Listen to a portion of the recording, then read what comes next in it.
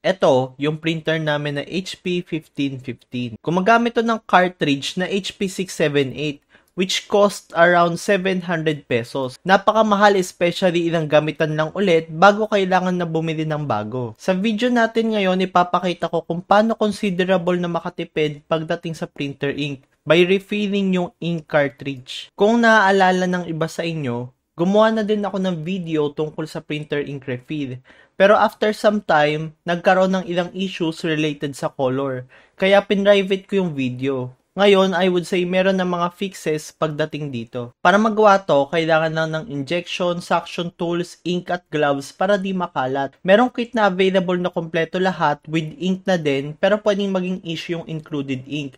More on that later. When refilling ink on cartridge, merong iba't ibang way. For example, merong kailangan na butasan yung cartridge, pero fundamentally same lang sila. Of course, when refilling, remove muna yung sticker. Yung sa akin, wala na kasi ilang beses ko na din na-test at refill. Sunod, i-test yung holes para malaman yung colors for each. You can use toothpick para i-poke yung foam sa loob. After nun, we get around 2 to 3 ml per color and inject dun sa cartridge based dun sa color nito. Sunod naman, i-inject natin yung ink sa cartridge. Remember na wag ipasok ng sagad yung injection sa foam. Enough lang na malagyan ng ink yung cartridge. If nag-spill, just stop and wipe yung spill. After nun, you can put back the sticker if you want. Gagamitin naman natin yung cartridge suction tool. Use the shorter one para sa color para mapababa agad yung ink. To use, just insert yung pad and push the cartridge in. May konting resistance talaga kayo na mafe-feel sa paglagay ng cartridge. Then, using a syringe, isaksak at humigop ng konting ink. After that, i-test nyo in a piece of paper or tissue. Dapat makikita nyo distinctly yung colors na magenta, yellow, at cyan. For black, same lang din ang procedure. Ang pinagkaiba lang, kailangan 4 to 5 ml yung ilalagay na ink sa cartridge at long pad yung gagamitin sa cartridge suction tool. After nito, we need to test for colors. Pwede nyo gamitin yung template from this website na ilalagay ko sa description below para i-check kung tama lahat ng colors. Tignan naman natin yung natipid natin using this method. Using this method, meron tayong one-time bayarin na 539 for the whole kit with ink. Pero tingin ko mas makakatipid kayo kung tigi-isa nyong bibilhin. When it comes to ink, gamit ko yung LNC. 120 for the full set. That sums up to 659 pesos.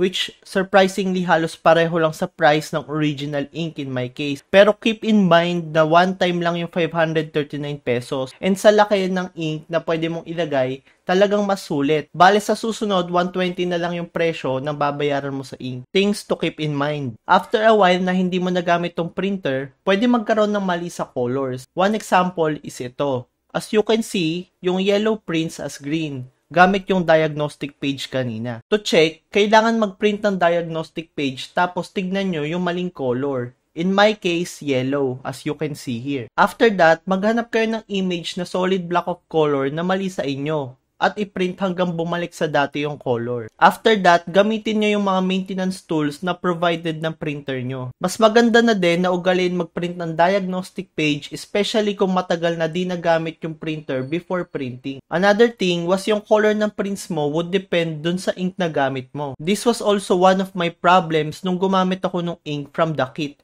Yung red ko ay parang nag-iiba. Kaya nagpalit ako ng ink which made the prints better. Last thing to keep in mind ay yung estimated ink levels. Lagi na siya mag-show up as empty. Kaya ang pinakamagiging indicator mo na lang na malapit nang maubos yung ink ay mga mali sa print. For the pros and cons, for pros, sobrang makakatipid ka. After mo mabili yung mga required na materials, gagastos ka na lang ng 120 pesos for the ink na tatagal pa.